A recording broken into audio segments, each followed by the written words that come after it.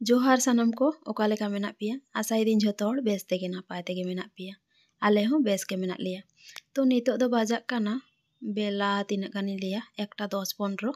आले ले चालाक काना तेहन दो हुयुक काना पांचेत बुरु रे बोंगा हुयुक काना।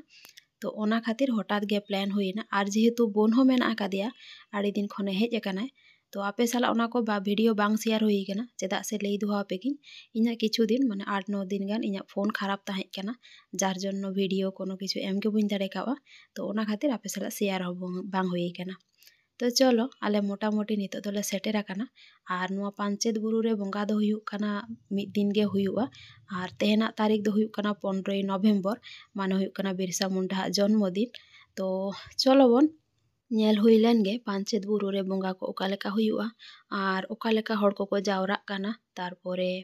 चेद चेद को ᱧᱟᱢᱚᱜ काना चेद चेद को बांग आर ओका लेका एने सेरेñ को हुयुक काना। चलो बोन काटी बोन नेल लेगे। तो सेटर काते नितो दो काटी ले ताड़ाम ᱧᱚᱜ गिया चेदा से काटी झोल ᱧᱚᱜ रगे गाड़ी तिंगु हटो हुईना सामांग रे दो काटी जेम को मेना आर हड़ को ताड़ाम ते को चालाक काना जार जन्नो काटी झोल रे गाड़ी तिंगु हटो हुई काते तारपरे काटी ताड़ाम तेले चालाक काना आड़ी रस्का बुझाग काना चेदा से इन में प्राय गे इना वीडियो रिन लिया पिया जे आले उनते रे दो सेरकम प्रोग्राम को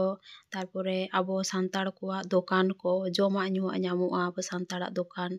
है बाद बाकी जोतो किछु दोकान को लुगड़ी दोकान को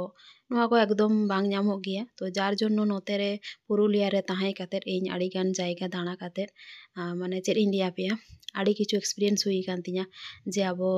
सांताड़ को कोय को मेना कोआ उनको हो जोतो किछु को दाड़िया गिया चेदा से काटिज खन आले एमन एमन जायगा रे ले हारा काना। तो नुआ को एकदम नेल गे बांग हुई काना जे बांग आबो सांताड़ हो जोतो किछु दोकान को दाड़िया एम को दाड़िया आड़ी किछु को कराव दाड़िया। तो नुआ को नेल काते जेहेतु बाले हारा आकना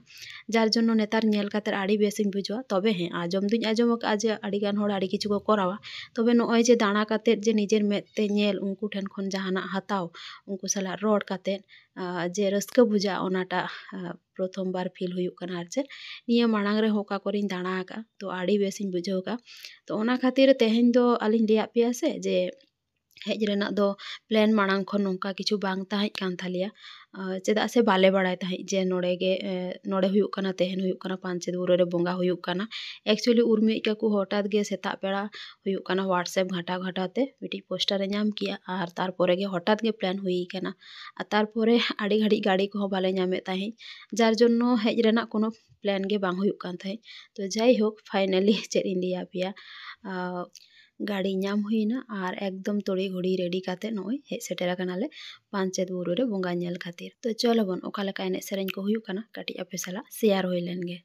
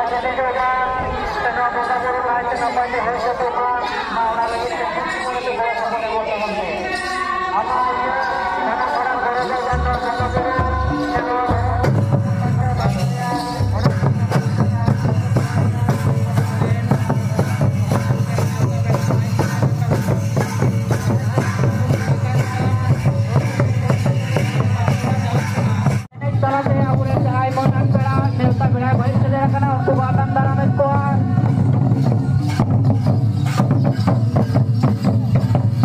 Sehingga dari dorong bunga bulu baisi. Bunga saute. Melaban. Jepun tim sokot koren. Posisi koren TSC komiti. Bunga saute sedih menaya. Bunga saute.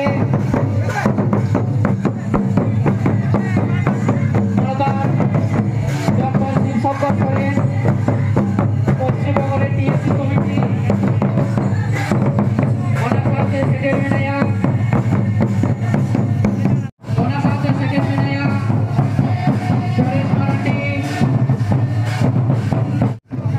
Rosman Hasabongke ona saate Noah Tollar dan Tollar Karkana Baba Istor Hasabongke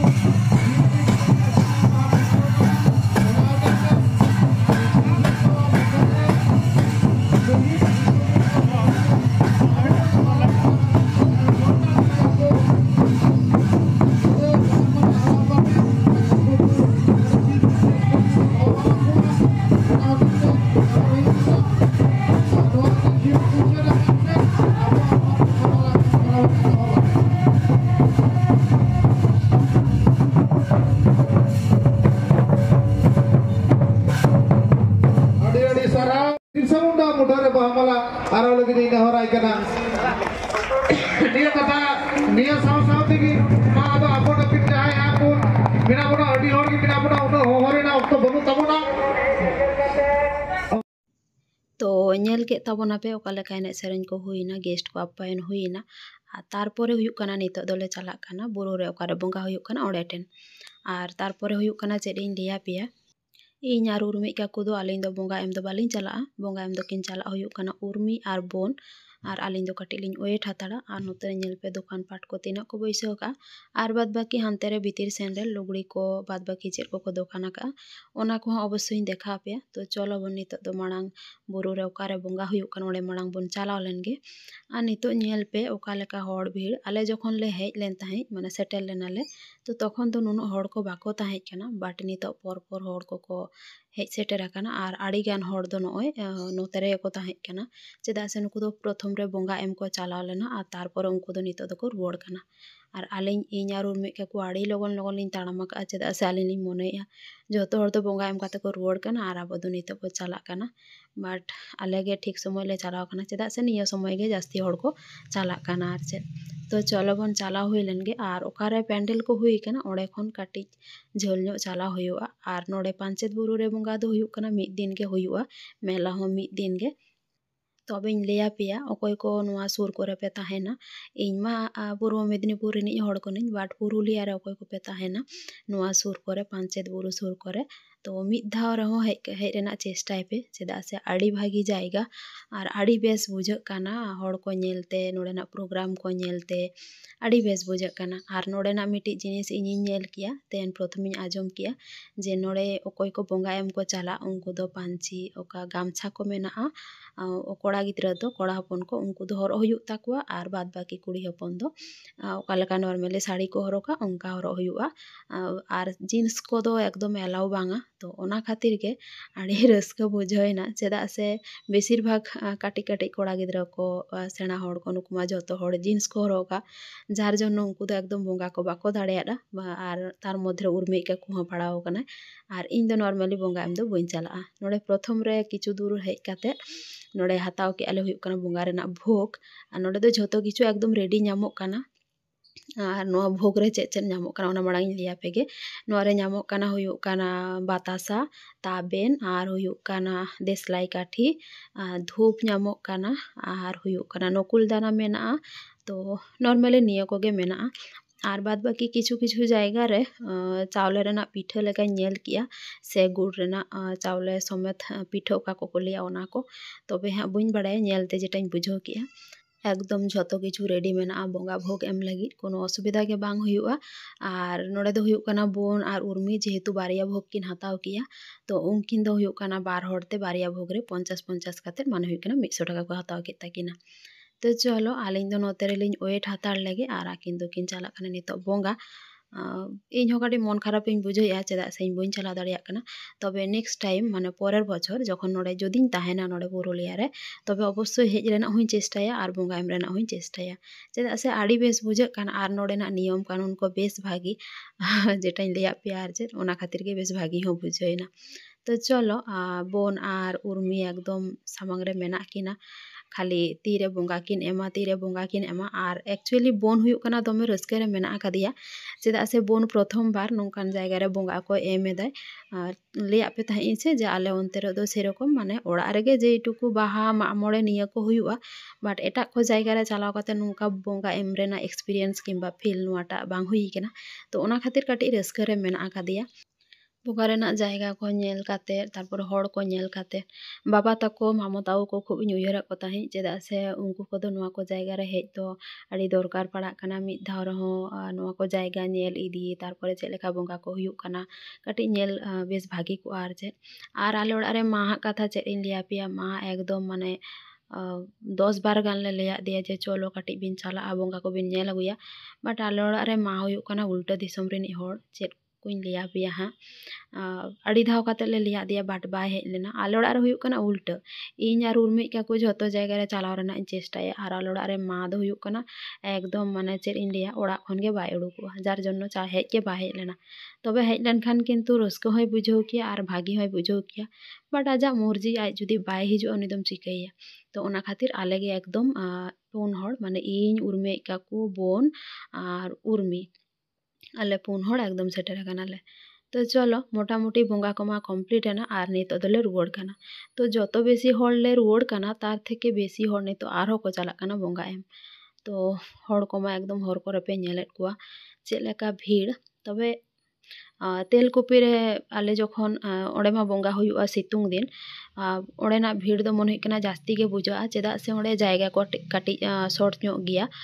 तो ओना खातिर ओंडे दो काटी भीड़ गिन बुझाव लेते नोड़े जखन प्रथम बार उर्मी का कुलिया दिया जे चलो बन तेहन पांचेत बुरु रे बोंगा हुयुक कना नेल बन चला तो ओना भीड़ रेना कथा हुयर काते प्रथम रे दो बांगाइन ले ताई बाट नोड़े हेज काते बेस भागी बुझावना आर चेद तो जुदी बुñ हेज कोआ ताहले आड़ी किछु जिनिस मिस कियन और मन हो परे खराब को तिया तो तारपरे नय बोंगा टोंगा एम हुई परे नोड़े दो हताव आले नितो खिचुड़ी नोड़े हुयुक कना खिचुड़ी भोग रेना हो व्यवस्था मेना का तबे नोड़े 3 घड़ी लाइन एम काते तारपरे खिचुड़ी भोगले नाम किया चेदा से दमे हड़ होको चोंदाया दमे आयोजन को हुई केना बाट नोड़े हड़ हो सेरकम जार जन्नो हताव मले हताव किया नितो ले नेलिया जे ओकारे दुड़ुब काते ले जमा और नोते रे नेल कोपे नोआ जायगाटा एतो चरकिन बुझाव का माने नोआ दारे रेना दारे लातार रे जनो नोंका दुड़ुब काते को जमिया एतो चरक परिवेश एतो सुंदर परिवेश माने लई काते बुñ बुझाव हचो दाड़िया पिया एतो भागी बुझाव का इन नुना धाव नुनु जायगा दाड़ानी चलाव कना बाट नोड़ेना जायगा नुआ दारे लातार करे दुड़ुब काते जम रेना जे हड़ को व्यवस्था का नुआ एतो भागी नेलोग कान ताहे लई काते बुñ बुझाव हचो दाड़िया पिया तो आले ले नेले ताहे ओकारे ले दुड़ुबा फाइनली मिठेन दुड़ुब रेना जायगा ले नाम आका तबे मिटी असुविधा हुयुक कना जेहेतु साड़ी हरक काते हेज हुई कना जार जन्नो दुड़ुब काटी असुविधा हुयुक कना बाट कोनो प्रॉब्लम बांगा इन दो बोंगा जायगा करे चलाव काते बोंगा एम काते तारपर हुयुक कना नोय जे भोग को जम नोआ रेना जे रस्का नोड़े बाम हेज लेन खान बाम बुझाव दाड़िया जतो जायगा रेगे तो ओना खातिर इन दो खाली रस्का रिन ताहेज कना जे भोग तीरे जम हुयुआ नोआ लोभते आर चेद लोभ के पे लई दाड़िया चेदा से बोंगा भोग जम दो एकदम आड़ा गे बांग साना जाइहोक आले मा जमले दुड़ुब कना किछु किछु हड़ा दो जम हुई कना और किछु किछु हड़ दो नय को जमेद गिया चेदा से बोंगा एम मांग को चला कना तारपर ओंडे खन हेज काते जम को दुड़ुब कना जार जन्नो नितो मने कना हड़ आरो जास्ती को ढेरोक कना आर चेद तो चलो आलिया मोटामुटी जम कमप्लीट हुई हेज आकाना और नितो दोले चलाओ हुयुग काना दुकान कोरे चेद को ᱧᱟᱢᱚᱜ काना और चेद को बांग चेद कोले हताए हाँ ओना कोदो तेहना ब्लॉग रे होयतो बुई शेयर दाड़ेया तबे अवश्य चेष्टाई नेक्स्ट माने परे मिटी ब्लॉग रे आपे साला शेयरा। तो चलो अच्छा इन आर मिटी जिनिस आपे साला शेयर लेगे ओना दो हुयुग काना जेटा इन सबथेके जास्ती कुसिया इन जतो जायगा रे चालाव काते नय जे परिष्कार परिच्छन्न जे मेनटेन नोआ जिनिसटा जदि ताहेना जतो जायगा रे ताहले आडी बेस बुझा नय जे नुनो हड़ को जमिया बाट नय जे ओका पातड़ा को मेना जतो हड़ एतो मेनटेन काते मिटटन जायगा रे को गिड़िया तारपर ओनते रे आरु पारछा नोआ जे मेनटेन जतो हड़ पक्षे एतो संभव हुई काना और एतो हड़ माने नुनो हड़ आर चेद नुनो धैर्य सहकारे जे मेनटेन दाको नोआ गे बेस भागी बुझा काना और माने जेटा नर्माली एकदम अन्य जायगा करे बांग हुयुआ तो ओना खातिर नोआ नेल काते हो बेस भागी बुझाइना जे नुनो हड़ नुनो किछु को मेनटेन दाड़िया काना। तारपरे नय नोडे ले हेज आकाना मिटी दुकान रे आर चे लुगड़ी दुकान रे प्रथम रे इन मिटी साड़ी नेला चेदा से इन नोंकान जायगा रे चालाव लेनखान प्रथम रे एकदम साड़ी हताव रेन इन चेष्टाया तबे साड़ी नेल काते साड़ी दो बाले हताव लेआ चेदा से ओका साड़ी देखावर पिया ओना हुयुग काना दमे भारिया जार जोन्नो इन बाड़ाय गिया पे भारी साड़ी एकदम बुñ कुसिया तो ओना खातिर ओना दो बुñ हताव लेआ। तारपर नोडे ले हेज आकाना किछु बई को हताव तो देखी चेद बई को हताव हुयुग काना ओना हो परे मिटी ब्लॉग रे आपे साला इन शेयरा। तारपरे नय नेल पे इंटरेस्टिंग जिनिस ओना हुयुग काना नोडे जेहेतु तेहेन बिली हाकू जिल नोआ कोरेना एलाव बाचुका जार जन्नो नोडे पिठा तैयार हुयुग काना बाट ओना हुयुग काना सब्जी रेना पिठा तो हेज तारा खन गे प्लान आकाले जे सब्जी रेना पिठा ओड़ा बो इदी तराया चेदा से मा जेहेतु बा हेज आकाना उनी लागिर काटी निया गे इदी हुयुआ आर चेद नोते रे हुयुग काना पिठा तैयार चालुग काना माने आटा को सिपी चालुग काना और नोते रे बारिया पेया चूल्हा रे एकदम पिठा रापा चालुग काना आले दोले हतावा हाँ बारिया पिठा और बारिया पिठा रेना दाम हुयुग काना 60 टाका माने हुयुग काना पीस हुयुग काना 30 टाका काते तो नय फाइनली बारिया पिठा हताव हुईना और एकदम रस्के रे मेना कादिया तीरे ओड़ा सेटेर काते सब्जी पिठा जम हुयुआ एक्चुअली नोंकान पिठा को तिस जम हो बांग हुई काना जार जन्नो रस्केटा मन हुयुग काना जास्ती गे बुझाग काना और नोआ रे किन्तु आड़ी रकम सब्जी को एम आका। तारपरे नय नोडे जे बारिया साड़ी पे नेलिया नोआ बारिया किन साड़ी इनिኝ हताव किया नोआ बारिया किन साड़ी रेना डिमांड एतो जास्ती ताहें काना जाई होक इन तेहेन माने चाँद बंगा दाया गावदिኛय लई दाड़िया आपे चेदा से नोंकान साड़ी और नुनो चोरक डिजाइन नाम दो नय सम्भव बांग काना जाई होक इñा मनेर मतो एकदम पछंद मतो साड़ी बारिया नाम आका तो ओना खातिर आदो बुñ आड़ा लिया बारिया बारिया किन हताव किया और इñा रस्का काके बोले चेदा से इñा पछंद मतो साड़ी नाम कि हल्का हो हल्का हुयुआ प्लस नरम जार जन्नो रस्केटा मन हुयुग काना जास्ती बुझे काना। तो चलो इñा मा हताव कमप्लीट ना नितो दो बन चला हुयुग काना उर्मी कागु खातिर चेदा से आले ओड़ा रे दो आड़ी गान गामछा को मेना काताया बाट नोडे दो सेरकम गामछा को बाजू काताया जदियो तेहन हिजु समय ले ताहिया जे मिटी गान गामछा हरक काते चलाव लेनखान गानोआ बाट जेहेतु बाचू का ओना खातिर आदो जीन्स हरक काते रे हेजुइना तो ओना खातिर नय बंगा को बा एम दाड़ेयाना तो ओना खातिर तेहन ले प्लान किया जे बांगा नोडा खन बारिया गान गामछा इदी काते गे बन चला तो नोआ पिंक कलर नोआ गामछा नेल पे एतो चोरक डिजाइन और एतो चोरक नेल हो नेलोग काना तो फाइनली नोआ मिटी हताव हुईना तबे इñा आर मिटी हताव रेना इच्छे मेना आका चेदा से बारिया गान ताहे लेनखान अल्टरनेट काते हरक गानोआ बेस भागी आर चेद ओड़ा रे दो आड़ी गान मेना बाट नोडे जेहेतु बाचू का ताया आर चेद तो ओना खातिर आर मिटी हुयुग काना नय नोआ तीनो चोरक नेल पे सादा मध्य रे सबुज कलर डिजाइन एतो चोरक नेलोग काना नोआ हो तो आलिया जदि साड़ी हो नोंकान कलर को ताहे कोआ मेना मा मेना तबे हुयुग काना ओने मिटी जदि नेल लिया सबुज कलर दो बांग काटी सबुज खन काटी डीप ᱧᱚᱜ कलर काना तबे ओना आबार दमे भारी जार जन्नो आदो हताव बांग हुई लेना तो जाई होक उर्मी काकू लगिद बारिया गामछा हताव हुईना और इन लगिद हुयुग काना बारिया साड़ी तो ओना को हताव परे नितो ले हेज आकाना नय नोडे हुयुग काना काट रेन कुछ आर चेड़े को तारपरे दारे को तारपरे हुयुग काना गेड़े को नोआ को तैयार काते हड़ को आखरिñेद कोआ तो सिधु कानुआ मूर्ति को मेना तो देखी नोडे खन चेद को ले हतावे हाँ आड़ी चोरक नेल हो नेलोग काना और तबे हुयुग काना दाम दमे ढेर ढेर को ले ताहे जार जन्नो चिंता भावना काते हताव हुयुग काना तो मोटामुटी हताव जिनिस दो कमप्लीट आले आर देखी आर मिड साइड बाकी मेना तले दाना रेना तो ओनते रे चेद को राकाबा ओनते हो आले हतावा तबे प्रथम रे नोते रे हुयुक काना जम परे जेहेतु सेरकम चेद हो बांग जम हुई काना ओना खातिर नोडे चा न्यू ले दुड़ब काना चा न्यू परे नोडे नेल किन पे बार हर एकदम क्यूट क्यूट हर ओका लेका ओरिजिनल ड्रेस हरो काते किन हेज आकाना तो चलो आयुब एना आर नितो हर को दमे भीड़ ओड़ा को रुवाड़ हुई लेनगे आर हे अकोय को पांचेत बुरु रे बोंगा बापे नेल आका नवा जायगा बापे हेज आकाना अवश्य रिक्वेस्ट ताहेना मिद दाव हेज रेना चेष्टाय पे तो चलो तेना ब्लॉग नोडे गे मुचाद लगी जतो बेस ते ताहन पे नापाय ते ताहन पे नापाम हुई काना परे ना ब्लॉग रे।